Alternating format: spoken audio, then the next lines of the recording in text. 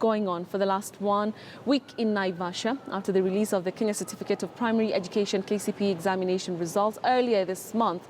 A total of 942,021 pupils who sat for the examinations are eyeing more than 780,000 secondary school slots. Those chosen to join extra county and sub-county schools will know their fate before the end of the week. Education Cabinet Secretary Fred Matiang'i will preside over the event at the Kenya Institute of Curriculum Development offices. Candidates selected will be expected to report to school on the 9th of January.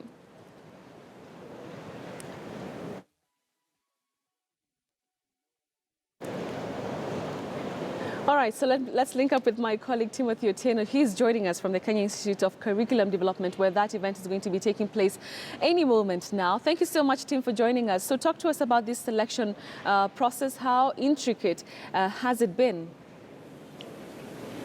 Well, thank you, Betty. Of course, we are the Kenya Institute of Curriculum Development, where we are still waiting for the Cabinet Secretary of Education, Fred Matiang'i, to officially launch the Form 1 selection process that is going to touch on students who are going to be joining national schools as well as extra county schools, as you have mentioned, that are formerly known as provincial schools, as well as those who are going to go to county, sub-county, as well as private schools. Remember, this is a cabinet secretary who has steered the country into one of the most thorough exams processes. No cases of cheating was found to have taken place in this year's KCPE results, and as a result, the performance of the candidates for this particular year is slightly lower than the performance that was experienced during last year's KCPE results. And whether this is going to affect the selection process is what we are going to be, of course, waiting to find out and see. Now, they're going to be beginning with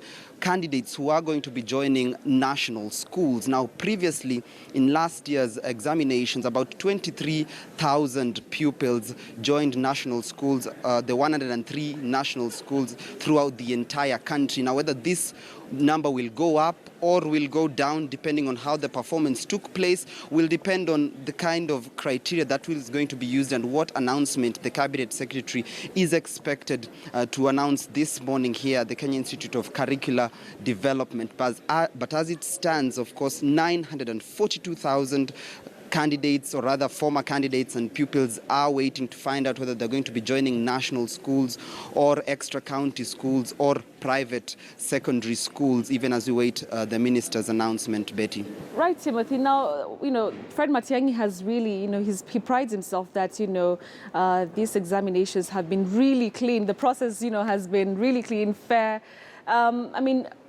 Previously, we've had issues to do with, people criticizing the selection process, saying that it is, it favors a certain group of people. There has been corruption previously in other selection processes in the past years. How different is this going to be?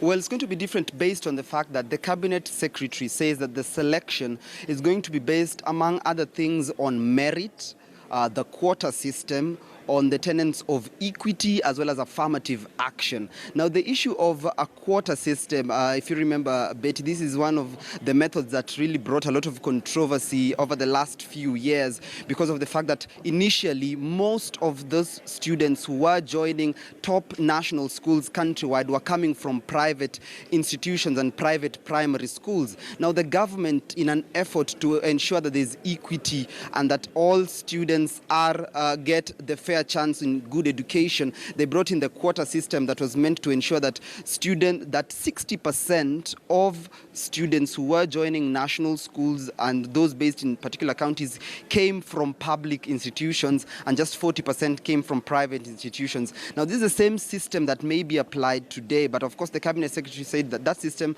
they are going still to be ensuring that the disadvantaged students who studied in public primary schools are not going to miss out in a chance to join the national schools based on the fact that perhaps they did not access as much facilities as their counterparts who are in private schools. And that is the basis upon which this election is most likely to take place, but also based on the fact of merit. Now, the issue is going to be finding a balance between ensuring that the students who deserve to go to national schools actually get the chances, as well as those who may not have gotten as high marks as they would have perhaps wanted, based on the fact that they studied in public schools, based on the fact that there are a lot of challenges that students who undergo public primary education counter as opposed to their colleagues who are in private schools. So whether that will be solved in this year's selection process is what to wait to see. But those are the three main basic tenets that the Cabinet Secretary said this selection process is going to be based on, and that is merit,